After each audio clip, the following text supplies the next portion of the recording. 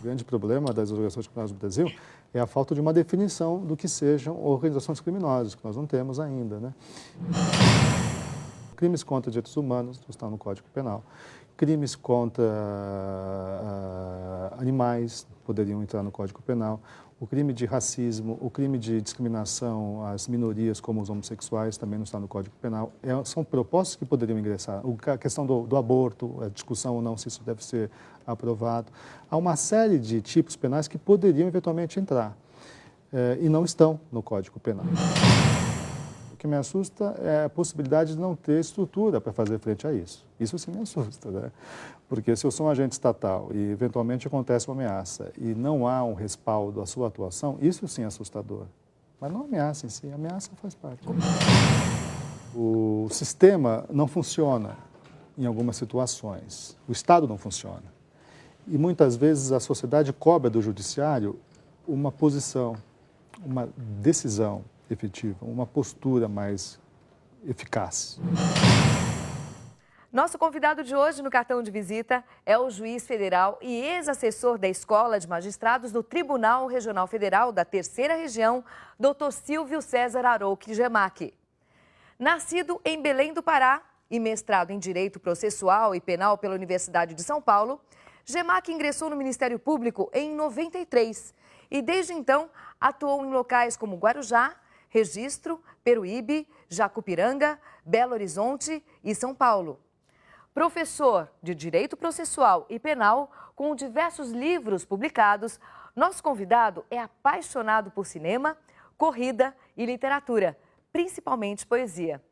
Nos momentos livres, escreve em um blog voltado à cultura, além de assistir aos jogos do time do coração, o Santos Futebol Clube. Hoje, no nosso programa, queremos saber qual a opinião dele a respeito do Código Penal brasileiro e como ele avalia as mudanças no judiciário.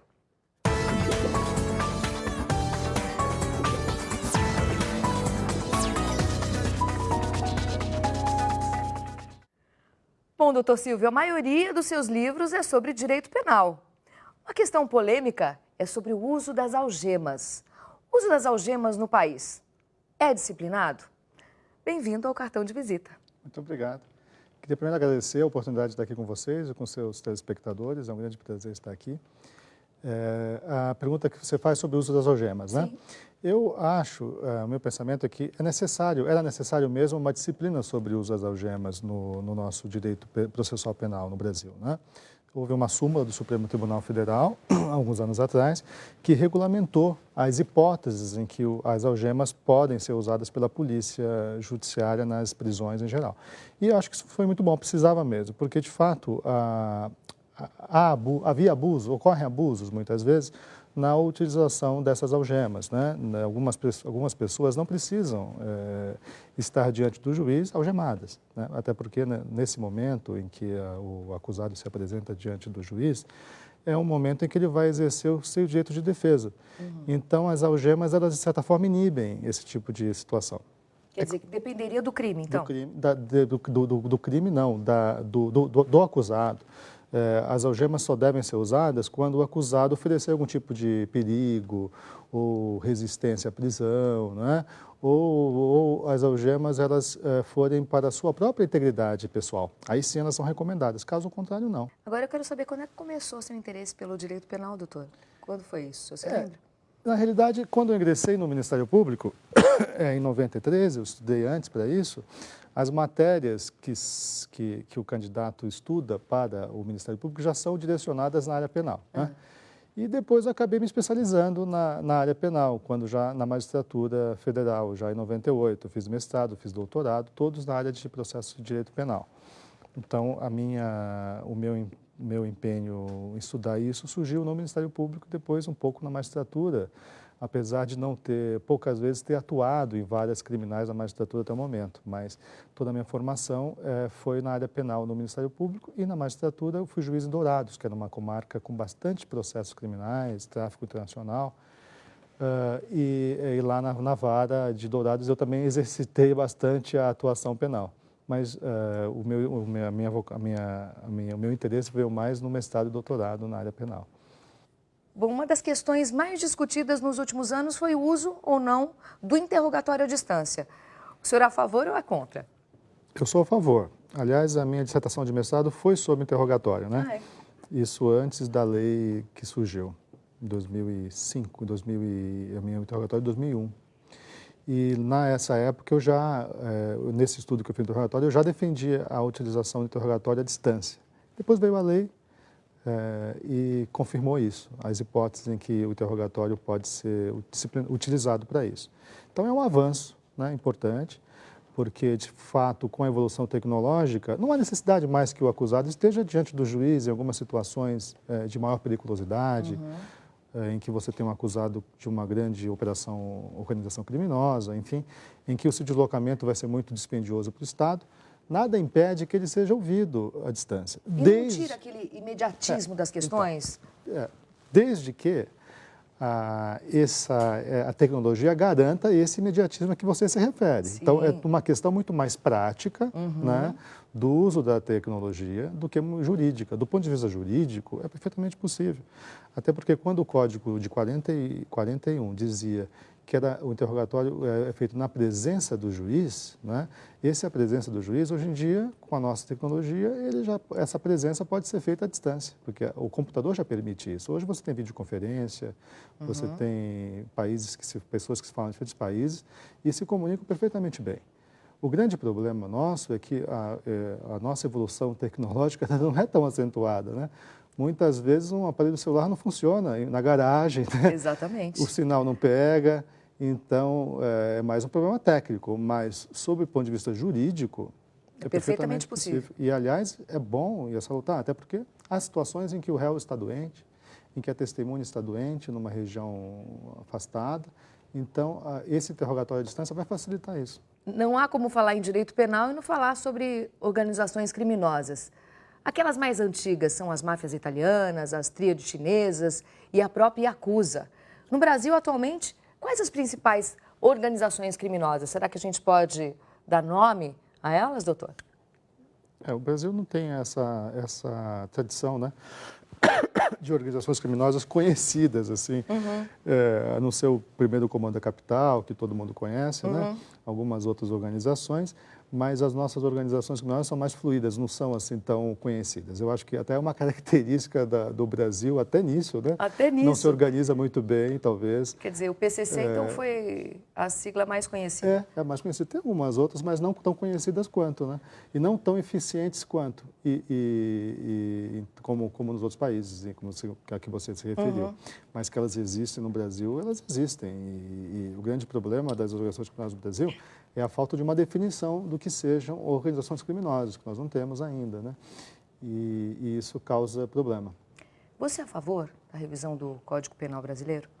Eu sou, mas não, assim, em parte, né? Eu sou favorável à modificação da parte especial, basicamente, do Código Penal brasileiro, porque os crimes de agora não são mais os mesmos da década de 40, de 50, quando a parte especial foi concebida, né?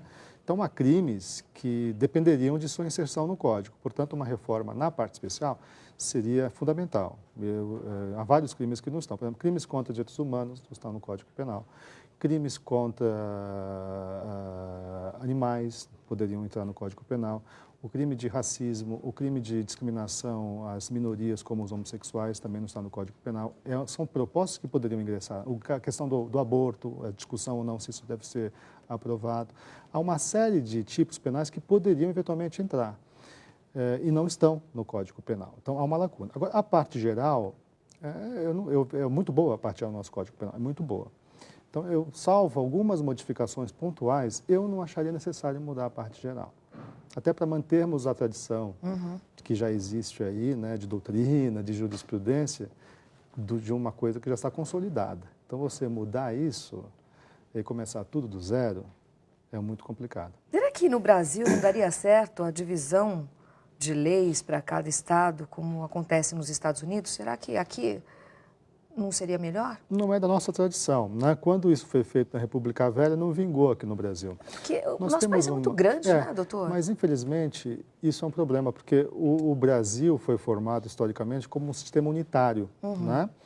E você criar legislações separadas não seria da nossa vocação. Além disso, há estados com situação de desenvolvimento cultural, econômico, às vezes inferior a outros. Então, você talvez tivesse discrepâncias num estado em relação ao outro.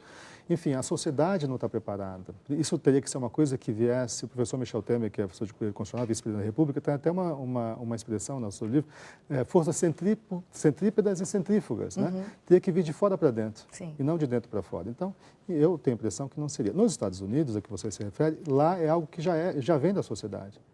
Então, a própria sociedade... Cultura completamente diferente. Foram confederações que se uniram. E aí a coisa surgiu de uma forma natural. Então, isso não pode vir de fora para dentro, de dentro para fora. Tem que ser algo legítimo. Se um dia a sociedade chegar a isso, aí eu concordo.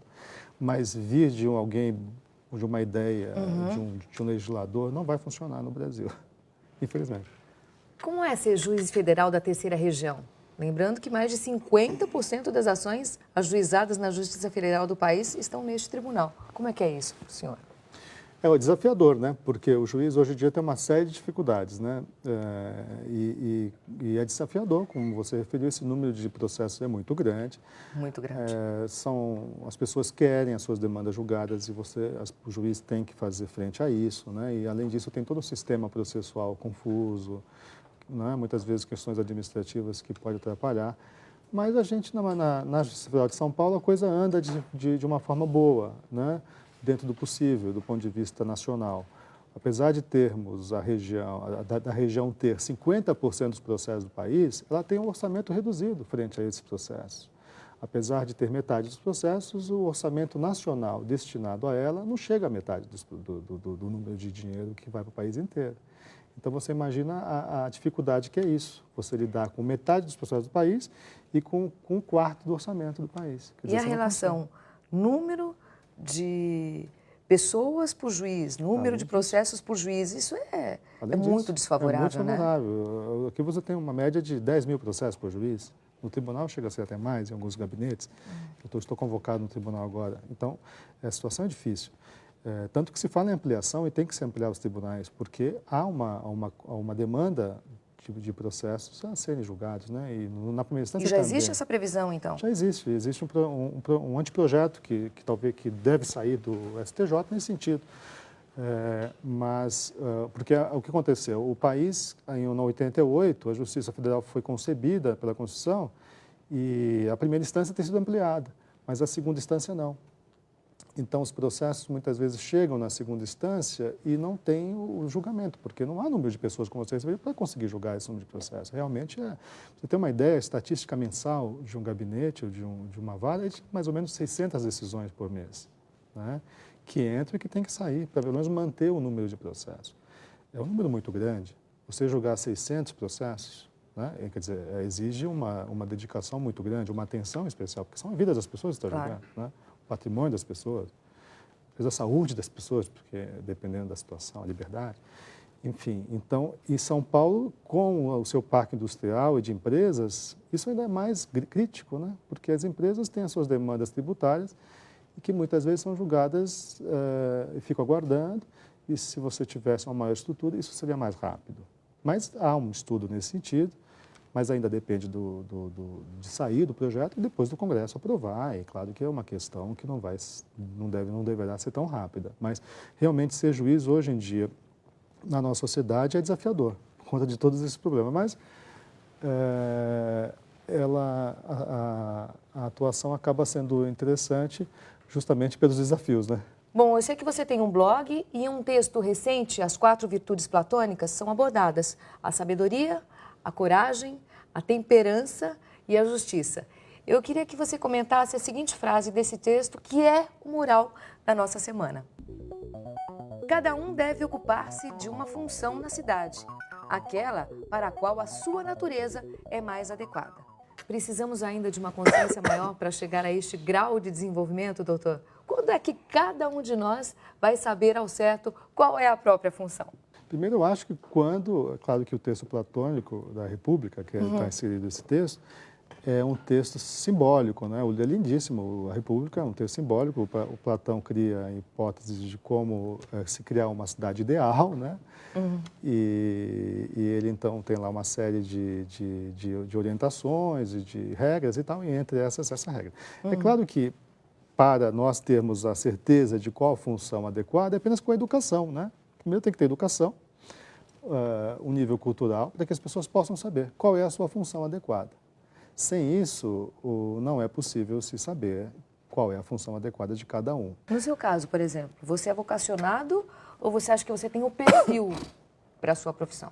Eu sempre me senti vocacionado, mesmo quando já ingressei na magistratura, na faculdade, eu já me sentia vocacionado para a magistratura. Eu acho que sou vocacionado, penso que sou vocacionado. Estou realizado como juiz. E desde a adolescência, doutor? Não, basicamente na faculdade mesmo que eu me senti vocacionado para a magistratura. E como é que foi na adolescência? Sonhava em fazer o quê? Né? Porque normalmente na adolescência a gente acaba descobrindo qual a nossa vocação. Na adolescência eu sempre gostei muito de política. Então eu gostava muito de política, né? Eu acompanhava a história do Brasil.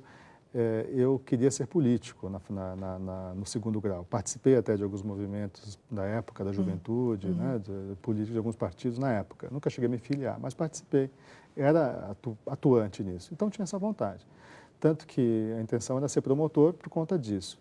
Mas quando eu entrei na faculdade, mudei totalmente. Então, não sei te explicar, acho que o estudo das matérias, o convívio com a faculdade, o ambiente acadêmico me fez seguir uma outra vocação que surgiu, que foi a magistratura.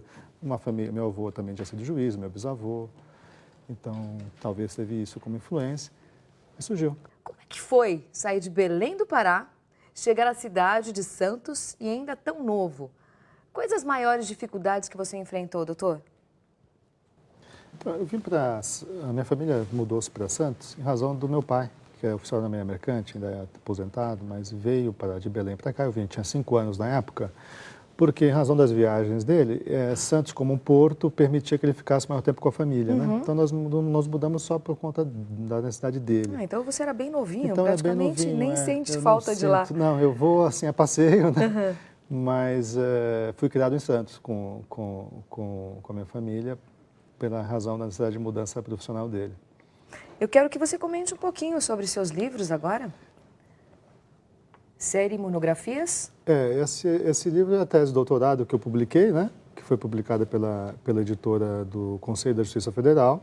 A necessária influência do processo penal internacional no processo penal brasileiro. Exatamente. Que é um tema atual, novo, e que eu desenvolvi no doutorado e foi publicado, então, pelo Conselho.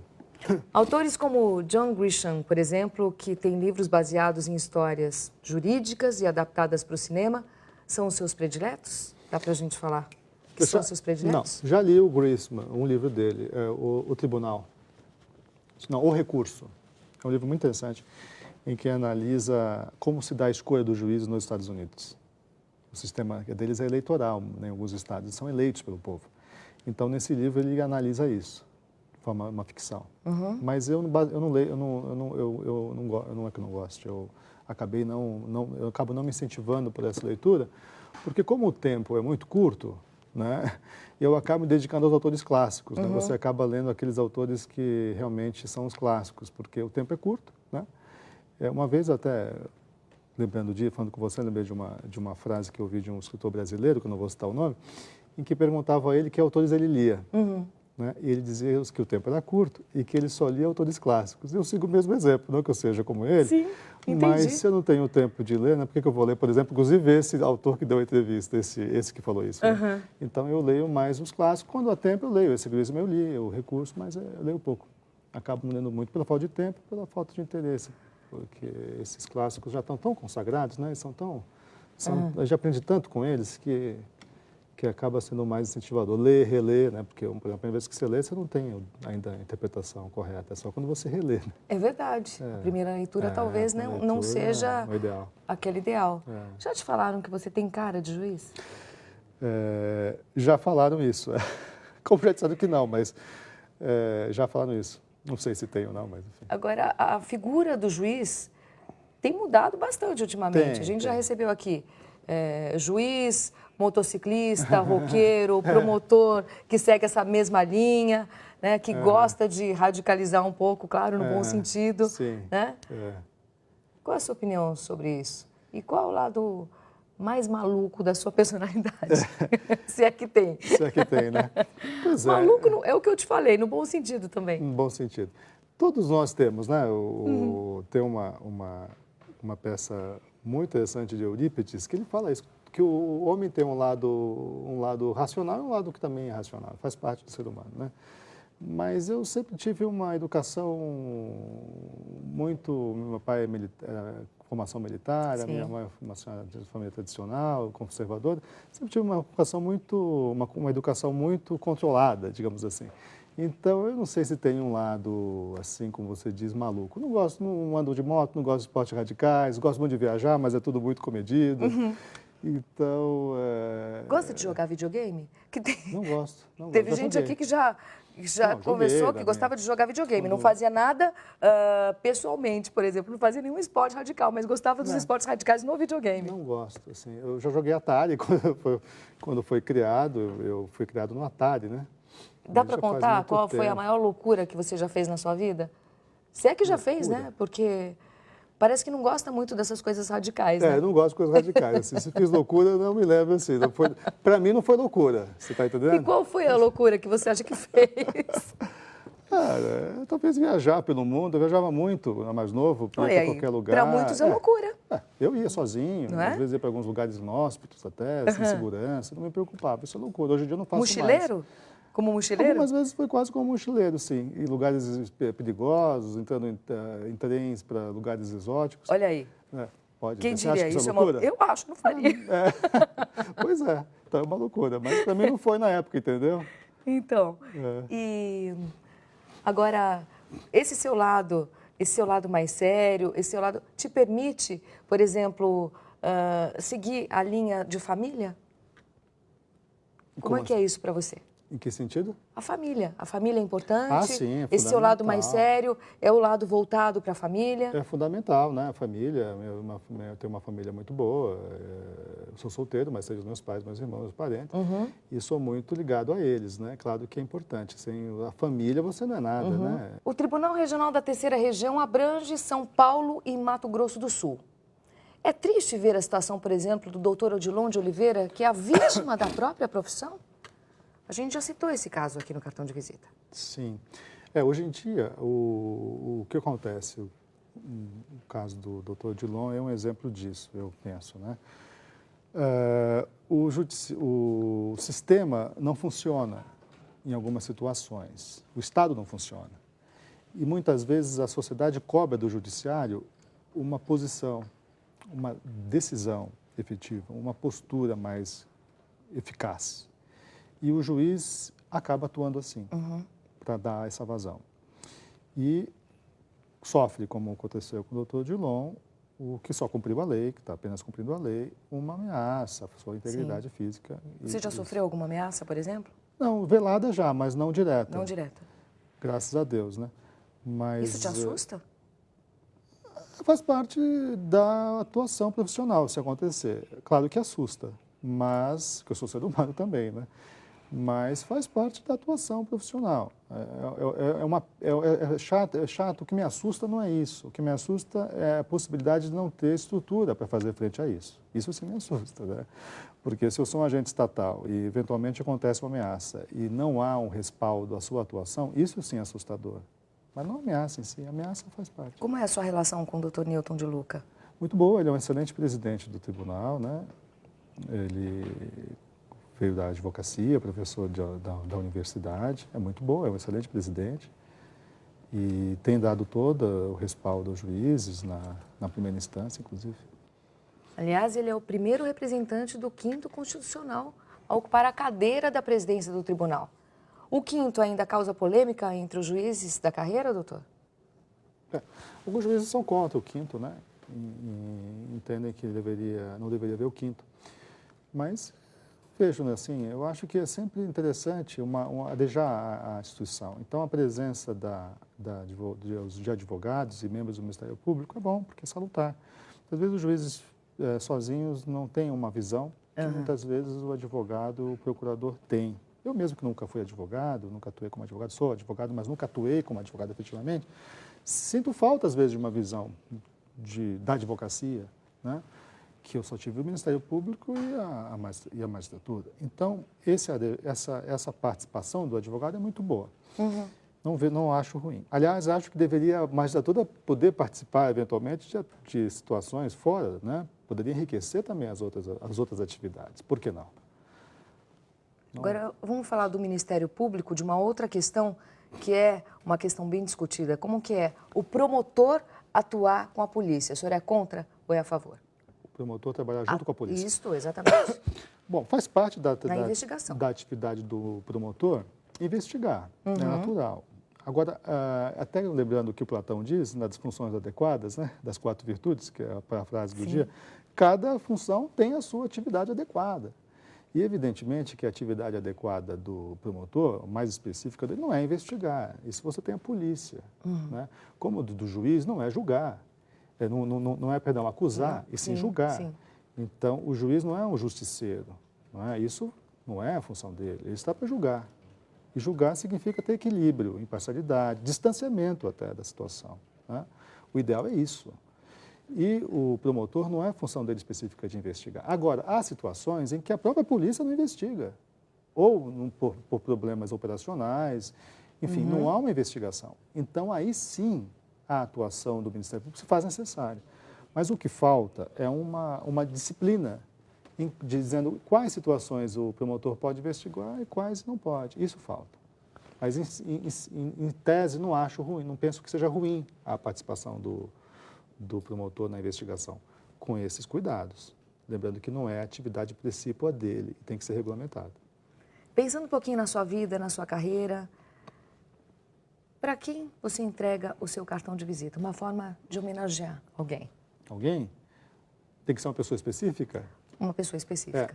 Bom, eu entregaria para uma pessoa que adote os animais. Eu acho muito bonito as pessoas que têm essa disposição de adotar os animais abandonados. Eu entregaria para qualquer um disposto a adotar um animal.